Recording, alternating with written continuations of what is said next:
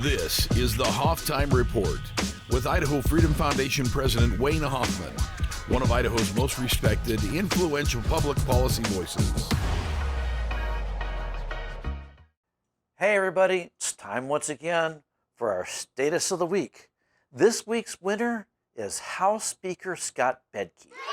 Bedke is responsible for the, shall we say, Circus Act, otherwise known as the House Ethics Committee. On paper, the committee is investigating Priscilla Giddings, a state representative, for conduct unbecoming. Well, that sounds very serious, but the real reason she's being targeted is because she's a conservative legislator and a conservative candidate for lieutenant governor running against a not-so-conservative candidate for lieutenant governor named Scott Bedke. Wow, that's got to be kind of a coincidence, right? I have to say, I've been in this business a long time, and I've never seen such a slimy, awful, petulant misuse of power in the Idaho legislature. Bedke was the top signer of the ethics complaint against Giddings, even though his conflict of interest should be obvious to anyone with the slightest bit of understanding of government. Now, whether that's because his last name starts with B or because he's head of the House, the look is still pretty much the same. This is all about the use of government force and government power. In this case, Scott Bedke does not like Giddings. He considers her a political rival, so he's targeting the contents of Giddings' email. He ordered the ethics investigation, which can result in her being removed from office. There's little regard for Giddings' right to freedom of speech, something that all lawmakers should be concerned about. Last year, cancel culture also played out at Boise State University. It resulted in the BSU student body president being dismissed from his job, also because of statements he made in emails in support of police. To me, this looks no different. But let's really dive deep. Is there anything wrong with Giddings' email and social media posts? The email and Facebook post each linked to an article by Readout News. That article had members of the Idaho House of Representatives being attacked for their handling of another ethics investigation, this one against Representative Aaron Von Ellinger. That article identified the woman who accused Von Ellinger of sexual misconduct. Now, a little history here. I'm a former journalist, so I know a little bit about this. Most media outlets agreed in the 1970s and 80s, under pressure from victim advocacy groups, to never name the victim or alleged victim of sex-related crimes. It has become common practice since then in the media today, but back when I was a reporter, it was still a controversial practice to provide anonymity to someone just because of the nature of the crime.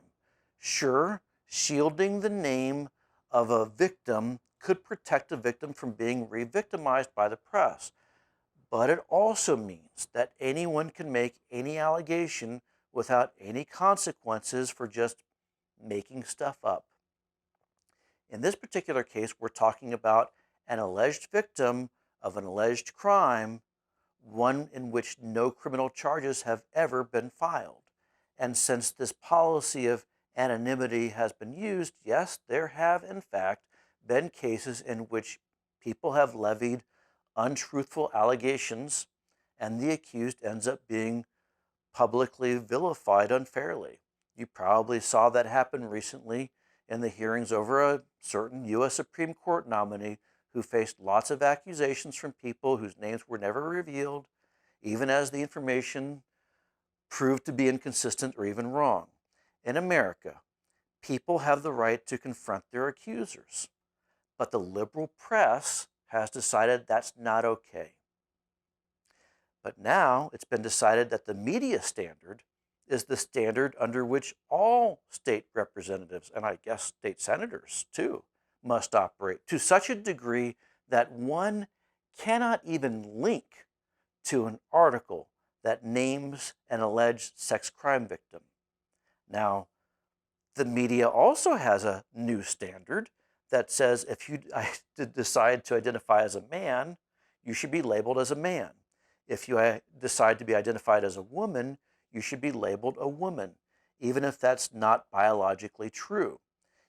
You can just imagine in the future a legislator, who knows when, being accused of misconduct, being hauled up for an ethics hearing just for putting out an email that misgenders someone, as they say, or links to an article that misgenders, because the media says it should be so. All of this is extremely disturbing. Now, you might think that the media standards are correct standards, but the point here is that in America, we have something called freedom of speech. And Scott Bedke is willing to use his position to attack Priscilla Giddings over her use of that freedom. And that is very typical of a statist. And that's why Scott Bedke is our Statist of the Week. Who should be next week's winner? Let us know, and don't forget to vote for the Statist of the Quarter. Links in the description below. Be sure to also like and share this content, subscribe to our channel, and we'll talk to you again soon. You've been listening to the Halftime Report with Wayne Hoffman. Be sure to visit idahofreedom.org for Wayne's articles, IFF research, and show notes from today's episode.